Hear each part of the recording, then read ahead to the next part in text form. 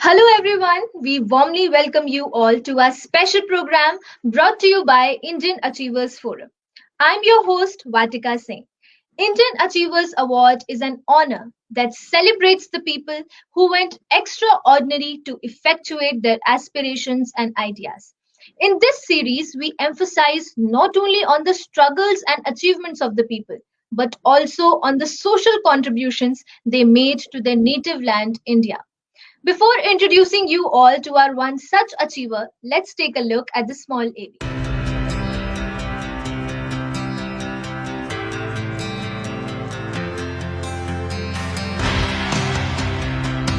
The Indian Achievers Forum is driven by a full-fledged advisory board. The board consists of experienced personalities who have excelled in their respective careers. Together, the forum organizes conferences, events, workshops, exhibitions, trade shows, and B2B initiatives in India as well as abroad. Where there is passion, there is achievement. And where there is achievement, there is Indian Achievers Forum.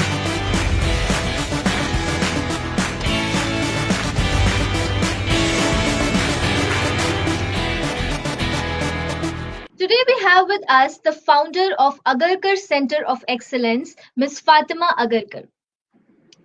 Hello, ma'am. How are you? Hi. Very well, thank you, Vatika. All right. So before entering into the questions, tell us something about yourself and your previous ventures.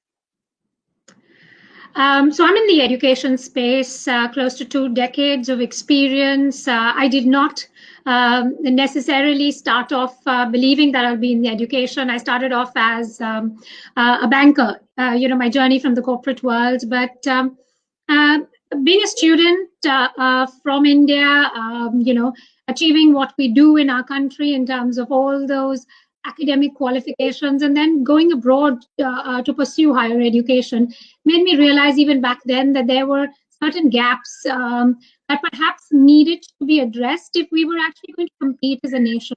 All that behind the scenes, I got into the corporate world, and as luck would have it, I started researching. I was associated with a lot of brands in education in each of the ventures that I was part of in the corporate world. It just seemed only fitting that if those were the gaps that I already thought of when I did my MBA, I might as well be a part of that industry. So after my MBA, I've gone back and done my BEd, ECC, because if you want to be in the education space, it's very important for you to also understand the qualifications and the nuances about the industry. Fortunate to have been part of 3 educational startups. I think I'm a businessman's daughter very clearly. Very early in my life, I realized that I'd rather lead and lead teams, empower them to achieve, and create that impact.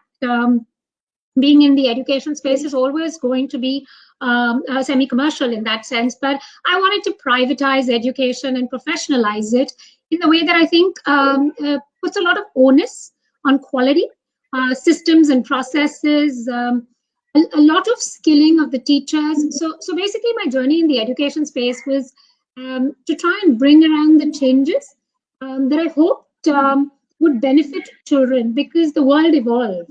While we grew up, and the pandemic has taught us that the exponential rate at which it was evolving meant we had to keep up. Perhaps the India story missed many of those. Opportunities, whether it's private or public education. I believe each of these educational startups contributed in helping parents, in nurturing students and empowering them. And more importantly, I'm always after the teacher education, which the National Education Policy actually talks about. Essentially upgrading what we are as a nation. So what's I as part of my journey, one of the things that I think we wanted to achieve as team members is to correct the India story. We've played catch up to our Western counterparts, and it's about time we set some standards and we pioneer some changes, be it research, be it teacher skilling, be it teacher education, be it student outcomes. So in a nutshell, everything that I've done has been very child-centric, very futuristic, I'm all about disruptions. I'm all about bringing in systems and processes that have an eye for the future. And I believe the pandemic has really validated a lot of what I've done over the 3 educational startups that I've been a part of. That's really great, ma'am. All right, so moving ahead, what instigated the zeal in you to pursue this business? Thank you so much for the question. And I'm just going to say I'm a businessman's daughter. So somewhere those entrepreneurial genes are firmly embedded in my DNA. And it was only a matter of time that I decided to branch out in each of these 3 educational ventures. They say there's a hand-me-down from a father to a daughter. That was my hand-me-down. Why education? I've been a part and a product of the Indian education system, and I have many, many, many grateful memories of what it has provided me. But I think after all those achievements of topping, doing well, excelling, when I went abroad, I really saw a shift in the way my mind began to embrace information. Simply put, it broadened my horizon. I started to critically evaluate and rethink. My world moved from knowledge and facts and mark-based performance to more inherent creation, originality, value additions, impact. Now that really told me that there was a missing gap in the way the Indian education system had evolved and our Western world had. This gap actually got highlighted even more when I went to my school. After I had finished, I was invited as a chief guest. And what bothered me is that when I looked around, I had left education, my school many, many years ago, but nothing really had changed in that school. I'm guessing the children were still taught in the same way. I saw some of my teachers still teaching. For me, I think if you have to evolve, if you have to pioneer, if you have to create, you've got to think about what are you evaluating your future to be, and make sure those changes are embedded earlier on. It can't happen overnight. And when I did not see that, that's when I realized that I love children, and hopefully one day I would be a mother. And I was hoping that my child did not go through what I went through as far as an educational journey was. I was a good student, a very conscientious student. Did I have fun in school? That's a case for another day.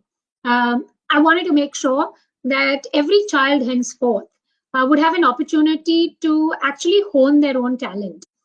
When I was part of the system as a school, it was standardized. It was almost like a McDonald's factory. Every burger was the same. So every child was treated in the same way, taught in the same way. But that's not true. As we understand it, even with the pandemic, there's a uniqueness in everyone. And what scared me is that that uniqueness was not being capitalized. So I said, here's an opportunity for someone who loves learning, who loves teaching. I used to pretend play that I was a teacher even when I was in school. I did my MBA, but deep down that passion was still there. So I said, here's an opportunity to think like an entrepreneur and provide more opportunities for empowerment for students. They can learn better. For teachers, they can teach better. And for parents to actually receive this as a perfect package. Hopefully one day when I would become a parent, I would be at the receiving end of a similar story. So that's really why I did what I did. And I'm so grateful. That's really impressive, ma'am. Okay, so we know for a fact that commencing anything has never been easy for anyone. So what all were the challenging predicaments that you had to go through during the commencement of your business? Wow, Latika, you've really hit the nail on the head. The story of an entrepreneur, only an entrepreneur will know. While you have a vision, of course, you've got your gap analysis done, you've done your project report, you know exactly what you have as a product or a service offering to address that gap that you have. That's science, right? You think about all of that. I wish it was so simple to implement. It's not, it's not about the hard work. It's not about the commitment. It's not about the dedication. It's about putting it together to first orient. So I think, the baggage that this industry has is a lot of preconceived notions. So one of the first challenges I had is to get people to understand this new way of thinking, is to understand futuristic ideas. I mean, there's 100-year school who's done it for 100 years. They've got the pedigree. And then there's this new kid on the block who wants to talk about futuristic ideas, talking about skills, talking about everything the pandemic has thrown up, by the way. But back then, when I started 20 years ago, people were not open to change. People liked it safe. So first, to get the buy-in of all the stakeholders was critical. So a lot of effort on communication. Each of the 3 startups that I've been part of, except for the first one, which was a funded company, the rest were bootstrap companies. So when you're a young entrepreneur or a young company, you have budget constraints. I mean, you have to optimize everything. Do you go for manpower? Do you go for talent so that you can achieve your dreams, or do you then go for marketing? So I think for me, my biggest challenge was reach. Getting the word out. We did it in small doses, but could the frequency have been a bit more? Could the impact have been a bit more quicker? Those were lessons I took in my second and third venture. Like I said, for me, it was the mindset shift that was the biggest roadblock. And the regulations in our country as far as education is concerned is not a straightforward case. So we've battled with a lot of legalities. And I think that is slowly and steadily getting more channelized as we speak. 20 years too late, but at least it's happening. So as any entrepreneur will face, the challenge really was the mindset shift for me personally. But as it is said that challenges are the stepping stones in the formation of one's personality and their success also. Okay, so, ma'am, so moving ahead, how is Agarkar Center of Excellence different from other education centers? One is that I think we're the only company in this country that was born out of COVID-19. This is a company that actually combines 2 very, very important industries for the future. One is education, so A to Z of education services, be it consultancy with preschools or high school setups, change management, curriculum design, teacher training, parent workshops, student engagements, school audits, basically the whole crux of education. You want to set up a school, we're there.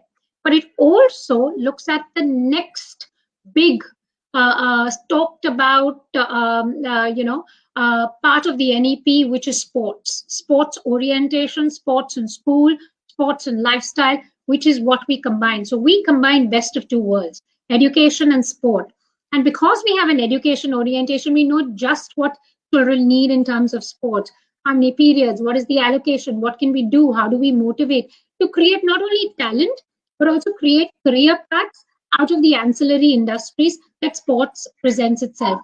I think that combination, that marriage between education and sports and education makes ACE. So it's popularly called ACE, Agarkar Center of Excellence, is the ACE that we have.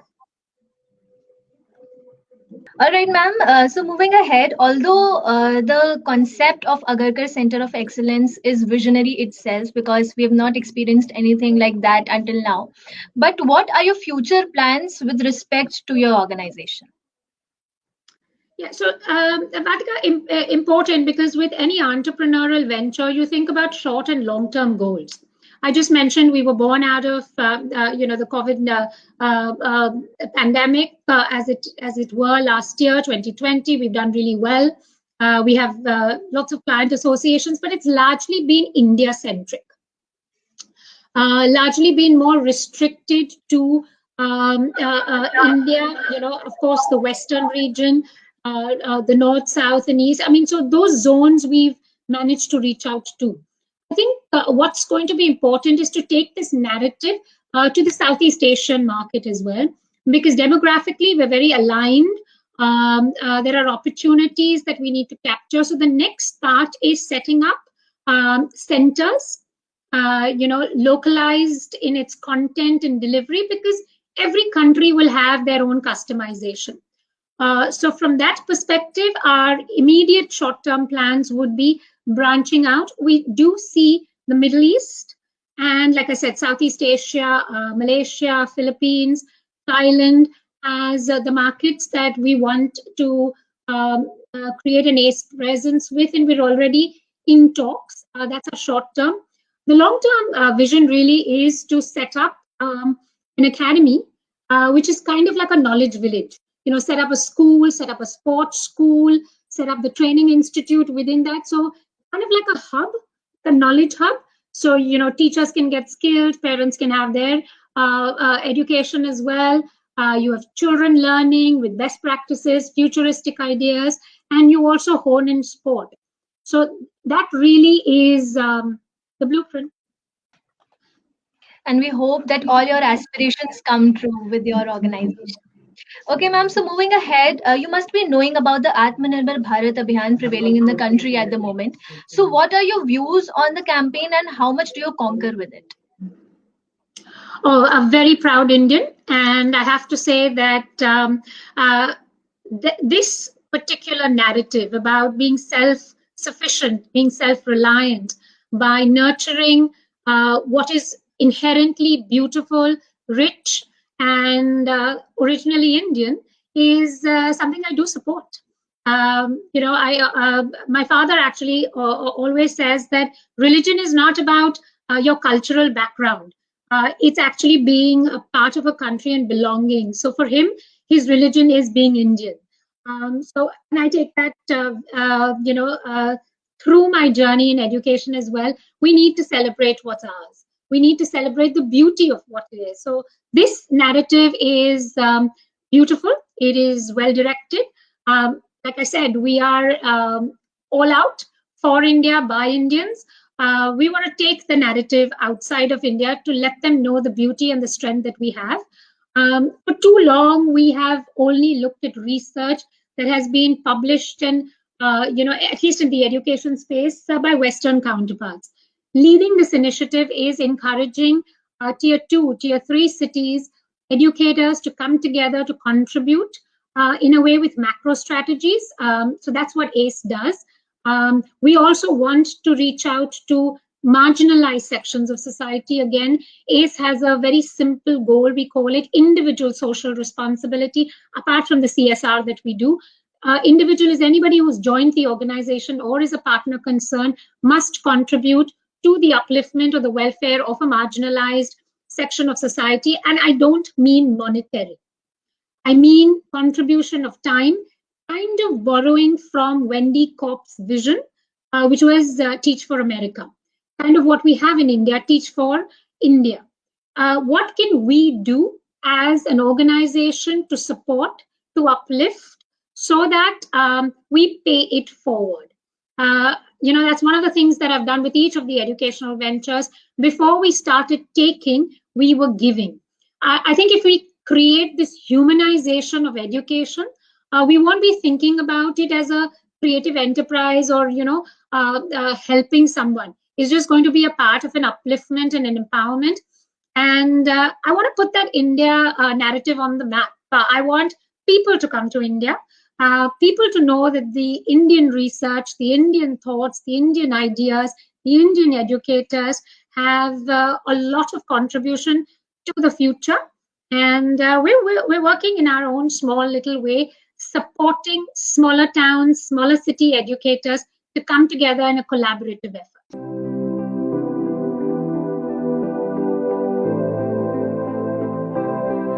Okay, so first of all, congratulations on winning the Indian Achievers Award. Thank you so much. Very honored and very humbled. Thank you. Yeah. So I really want to know that what was the feeling when you were informed that you have been awarded with the Indian Achievers Award, and who all were the constant supporters in this journey of yours? So I have to say it, it's overwhelming. You put in hard work, sometimes you're recognized, sometimes you're not. But to be awarded a recognition to say you've contributed to the upliftment, contributed to empowerment is a very, very special feeling. I think one that I won't forget. I think that one that will motivate me to do more. And I hope I can keep contributing. I take this very seriously. It's a huge honor. Those who've supported my journey, I have to say my family. My partner in crime in this venture is my husband, Ajit Agarkar. He actually heads the sports vertical and his passion for sport. He's been an Indian cricketer. So he's been there, done it. And his journey, like mine, is to, it's a tagline, empower the future. We have a 15-year-old, and for me and him, we see our son in every child that we see. And we're hoping the opportunities we can provide our child are the opportunities other parents will be able to provide their children. Very supportive husband, very encouraging. My son is my biggest critique. And I have family who's stepped in for all those days that I've had to travel. Late nights, delays with flights. This is pre-pandemic as well. Road trips that take you to remote parts of this country, all in good spirit, all very supportive of this woman entrepreneur who wants to change the world. So I'm very grateful for my friends and family, in particular my husband. That's really great, ma'am. Okay, so now since we know a lot about your professional role, tell us something about your social contributions and your CSR initiatives. Over the years, when I've been a part of the education space, something that's very close to my heart was when I was part of setting up a school for special needs, differently abled children. This is something that, the statistics for India do not look good. If they didn't look good 20 years ago, they're only getting more threatening. 1 in 3 children will be affected by some form of learning disability. They'll reach an academic plateau. And unfortunately, we do not have too many supportive environments for these children. They'll get through school, but after school, what? The parents are old. They may not be able to support these children. And I mean children with autism, children with Asperger's.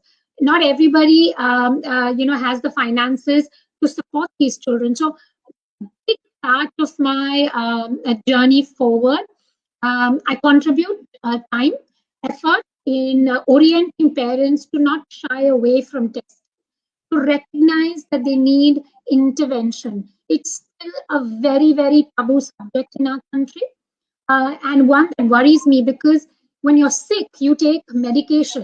When you have fever, you take Crocin so easily. But when you know that you have a mental health issue, this is a neurological issue. You are not going to an expert, you're trying to treat it on your own, and you're only delaying the inevitable. If that intervention happens at the right time, perhaps you can slow down that process. You can actually help counter it, give those children skills. So that's a big part of the CSR effort that we do. We also support St. Jude's, the Cancer Foundation for young children, terminally ill cancer children. So, skilling their teachers, doing read alouds with them, spending time with children. We also, want to, and this is a part of the ACE initiative, which will get operational in the next 2 years, want to bring a concept of soup kitchens in India. We have a very unorganized food distribution system for children who are on the streets. So I wanted to channelize it a lot more by having these soup kitchens, where at least hot nutritional meal is served to kids, and then putting them into kiosks, into schools that are mobile, educating them, because unfortunately, when we look at the statistics, those that are receiving private education or good education are only 1% of our population. The largest population is out there, unattended. So the efforts are to participate in several organizations. Ray Foundation, I'm part of the advisory board that does a lot of work for these marginalized sections and helps children learn better by skilling teachers. So we give them curriculum, we help teachers. So there are a number of these initiatives. Like I said, eventually, I also want to start foster homes. I have many ideas, many big plans. But foster homes is again a concept that hasn't really picked up in India. So somewhere down the line, once we are, a lot more efficient with our time and our other endeavors, this is the focus that we will take. Creating opportunities for children to be nurtured by families, creating the foster care system. Yeah, and we hope that all your future endeavors get accomplished. Okay, ma'am. So, before concluding this session, you know that IAF is followed not only by established mainstream organizations, but also those young minds who aspire to be like our achievers someday. So, what is that one message you'd like to give those young entrepreneurs or emerging entrepreneurs? Wow, this one's the toughest one you've asked me because there's so much I want to share. Um, don't get into entrepreneurship thinking that that's a 40% margin, 50% margin. Don't start thinking of monetization before you first create an understanding of what you want to do. Many entrepreneurs have burnt their fingers simply because the gaps they perceive to be were gaps that had already been filled. So do take your time before you jump in to first evaluate whether there is a gap, whether that gap can be sustainable in terms of eventual profitability, because you are an entrepreneur, you are thinking like that. But your end goal cannot only be about profitability. You have to think about the process as well. Research, market research, too many entrepreneurs get it wrong. The one lesson I have is that think smart. Branding, PR, marketing are critical as much as identifying the gap and creating a product offering. Do your prototypes, get experts to take it apart. Be open to criticism. Before you get into the market, make sure you've spoken to an array of specialists. Today, a lot of people are retired and are willing to give some guidance. So use that opportunity. Use social media to reach out to these people. For me, the big learning was thinking carefully about the marketing initiatives, being smart about it. Don't splash money. Be a leaner structure. From the 3 educational startups, I can say I think I've got my formula right with ACE. Got the ACE right. A leaner structure, smaller goals, sustaining it, then scaffolding that journey. Don't be in a hurry. It is a patience game. Don't look at media reports about valuations and get excited about it. The journey is still a patience game. Thank you. And that, I must say, is a great piece of advice. Okay, ma'am, thank you so much for joining with us today. It was lovely talking to you, and we hope that you continue to inspire people of all ages forever. Thank you so much. Thank you. Thank you, Vatka. Thank you.